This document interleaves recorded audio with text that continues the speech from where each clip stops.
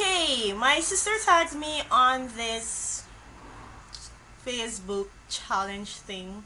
Before we continue, it's not an ice bucket challenge. It's not a rice bucket challenge. It's just a very thoughtful challenge. Sometimes we just need to remind ourselves about life and why we're here and how important it is to spread some love, spread some positivity. It's actually three phases or segments of it. So there's the positivity challenge, and what would I say about being positive? I'm usually a positive person. I try as best. I try my best not to be negative because things that happen, whether it's bad or good, something manifests itself out of that situation eventually. So I read something on Facebook the other day that said disappointment for appointment. So it's like you'd be disappointed about something or someone would disappoint you, but you would be appointed to a greater good. So thanks for that, Bella. I really like that story about your mom. It was really good. But that's one. So there's a positivity challenge. So that's me. I am usually optimistic about every situation. Even if, and you know what? The positivity thing, I must say, in terms of being positive, the best story that I've ever learned was from my Aunt Valerie. And I think it was Hurricane Dean. And at the time, she was doing some modifications to her house where she added a kitchen segment to her house, and they did not seal the roof properly. So started raining, and literally, people, I'm not exaggerating.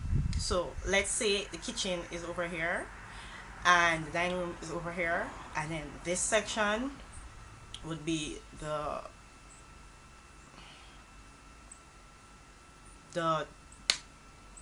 where you join the house.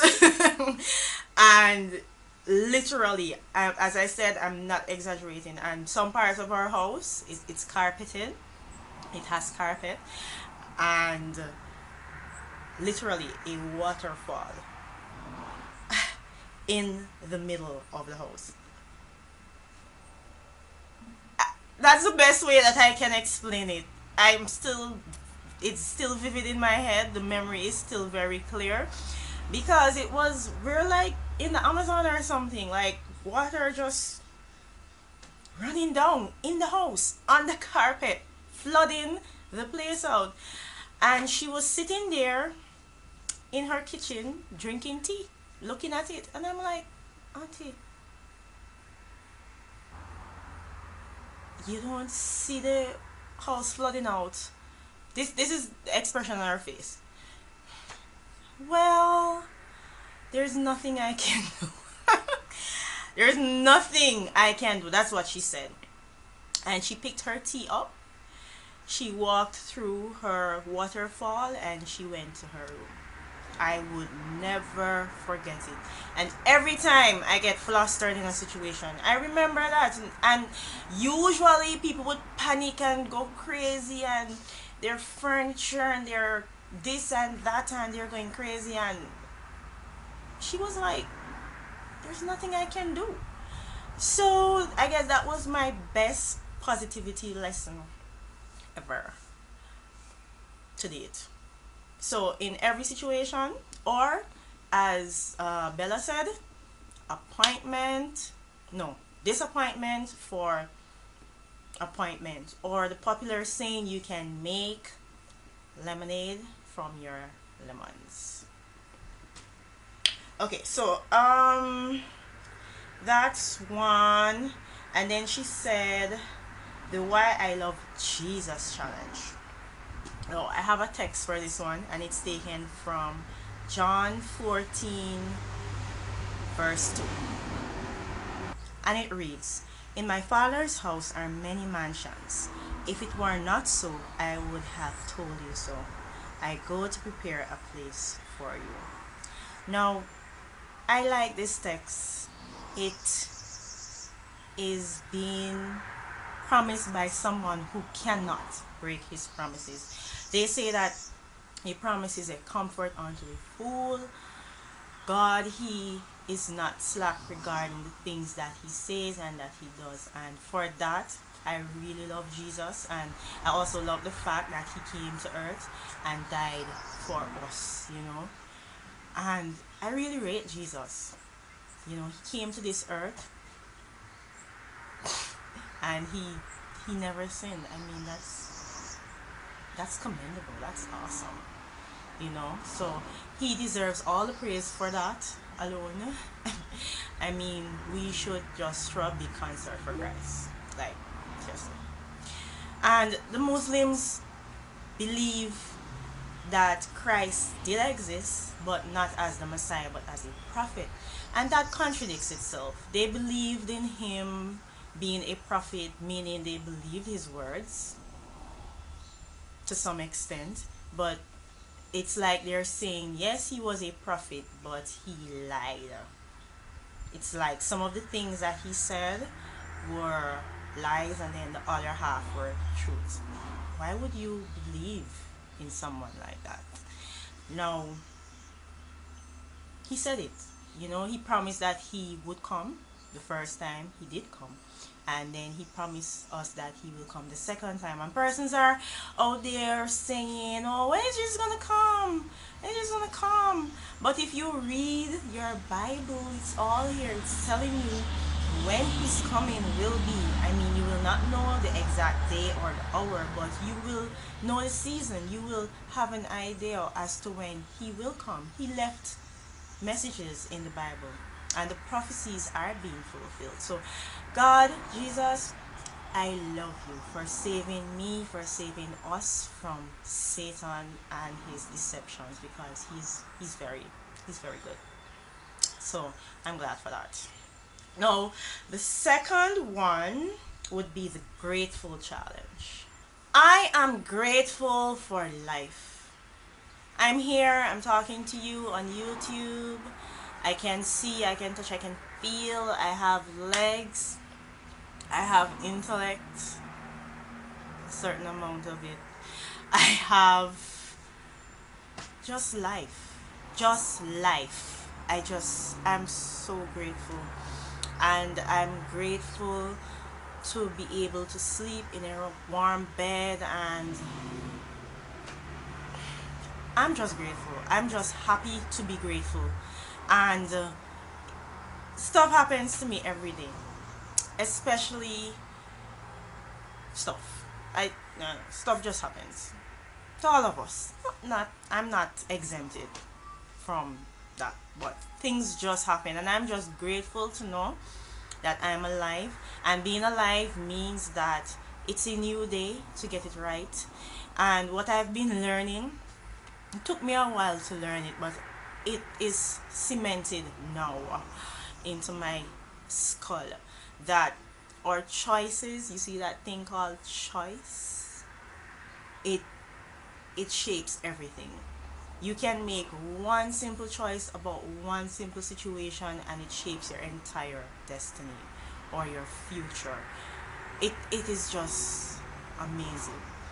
So from today onwards, let us be careful about what we do, what we choose to do, who we choose to do it with. It is very important. A lot of people are walking around with major health issues, emotional, marital, all these problems, and we don't have to have these issues, because we can make the right choices. So what will you choose to do today? Think about it. Now, that's it for now. That's the positivity challenge, the Why I Love Jesus challenge, and the grateful challenge. You can make your own video, or you can even write a short message about it on social media, just letting persons know how you feel concerning these three topics that I discussed.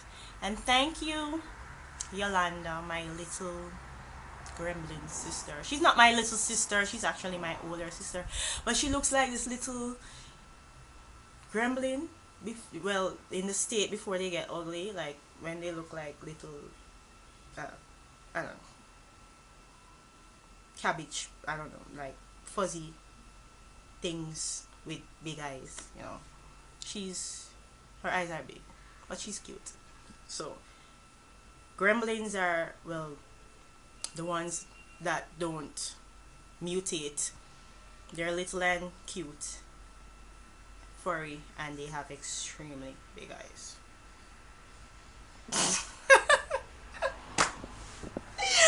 Thank you for all who didn't realize. I love vlogging. I love, like, just not because I like attention or anything like that.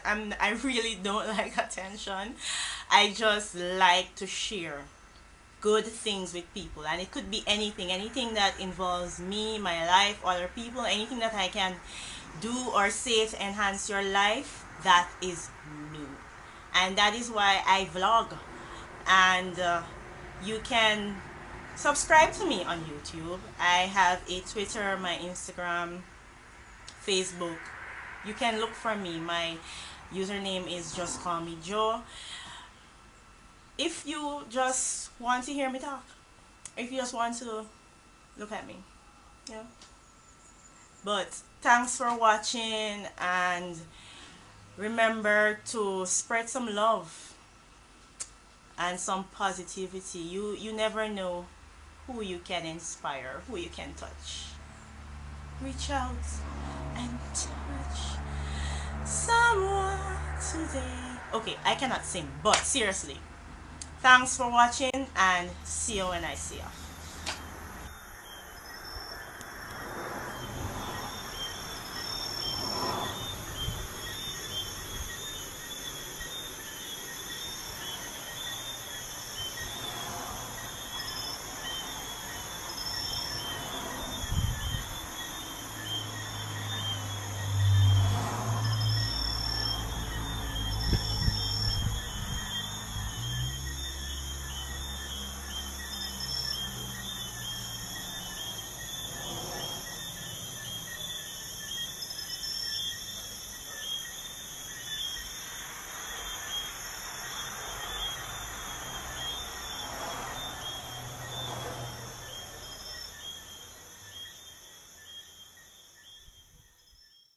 Not feeling suicidal, or did I just say suicidal?